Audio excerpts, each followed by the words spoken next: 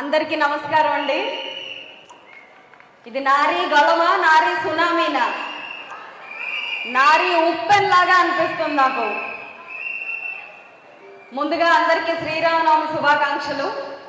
పండగ పూట ఇంతమంది ఆశీర్వదించడానికి వచ్చారు నన్ను. చాలా అద్భుతం. నిజంగా అమ్మ అంటే, అక్క అంటే, చెల్లి అంటే ఎంతటి ప్రేమ అంటే ఇక్కడ ఉన్న ప్రతి ఒక్కరిలో కనిపిస్తుంది నా మీద. ఒక బిడ్డగా, చెల్లిగా, అక్కగా నా కోసం వచ్చిన ప్రతి ఒక్క నారీ స్త్రీమూర్తికి పాదాభివందనం చేస్తున్నాను. శ్రీరామచంద్రుడు అంటే ఎందుకు వారి ఆదర్శం? కేవలం నమ్మకం వల్ల వారి ఆదర్శం. ప్రతి ఒక్క ప్రజానీకానికి వారి నమ్మకం వల్లనే ఆదర్శం. వారి దంపతులు ఒకరి మీద ఒకరు పెంచుకున్న నమ్మకం వల్లే ఆదర్శం. మరి అలాంటి నమ్మకం మనకి గడిచిన 5 సంవత్సరాల్లో రాష్ట్రంలో లేకుండా పోయింది.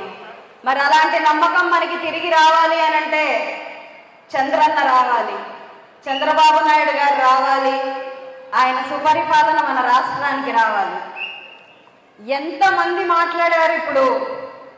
ప్రాసమణి గారి పంచ్ డైలాగులు, రజనమ్మ గారు స్టేజ్ దద్దరిల్లే డైలాగులు, మరి ఇప్పుడు జ్యోత్స్నమ్మ మాట్లాడారు.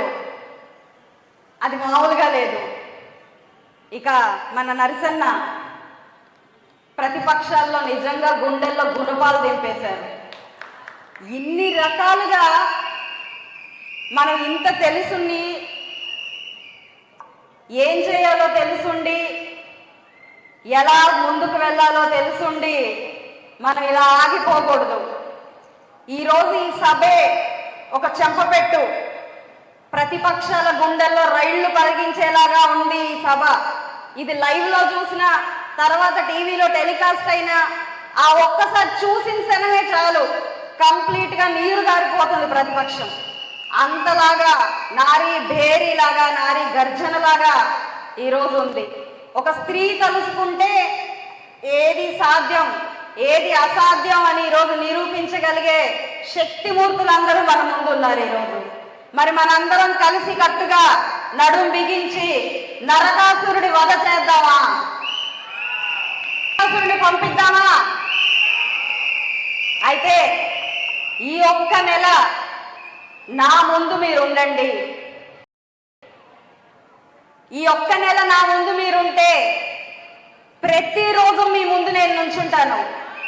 మీకోసం, మన కష్టాలు తీర్చుకోవడం కోసం, రాష్ట్ర అభివృద్ధి కోసం ప్రతి మహిళ ముందు నేను నుంచుంటాను. ఒక మహిళగా నాకు వచ్చిన ఈ అవకాశాన్ని, శిరస ఆయన ఇచ్చిన ఒక నమ్మకాన్ని, నన్ను ఆశీర్వదించి నాకు ఇచ్చిన ఈ అవకాశాన్ని ప్రతిరోజు నిలబెట్టుకుంటాను.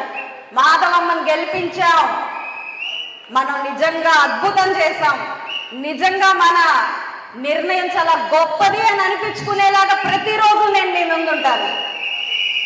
అలా ఉండాలి అంటే ఈ ఒక్క నెల మీరు కష్టం అనుకోకుండా, శ్రమ అనుకోకుండా, నేనేదైనా తప్పులు చేస్తున్నా, మిమ్మల్ని నిర్లక్ష్యం చేశాననే ఒక భావన మీలో ఉన్నా దయచేసి నన్ను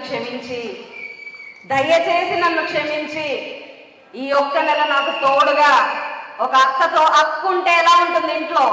చెల్లమ్మకి అసలు భయమే ఉండదు, అక్కుందిలే ఉంటుంది. అలాగే ప్రతి ఒక్కళ్ళు కూడా ఈ చెల్లిని మీరు స్వీకరించి నా కోసం మీరు కృషి చేస్తే మీకోసం నేను ఉంటాను. అయితే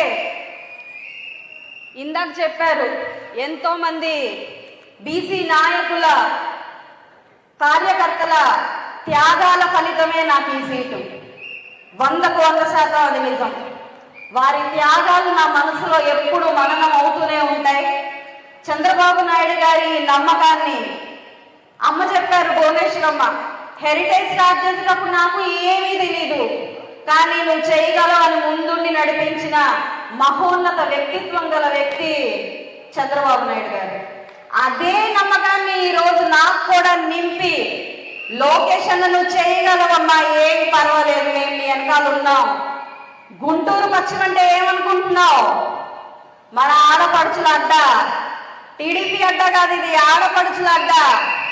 ఒక అమరావతి ఉద్యమంలోనే తెలిసిపోయింది మనం ఏంటో. కొత్తగా ఇప్పుడు ఏమైనా నిరూపించాలా? నిరూపించే పనిలేదు. ఒక్కొక్కరం కసిగా ఉన్నాం.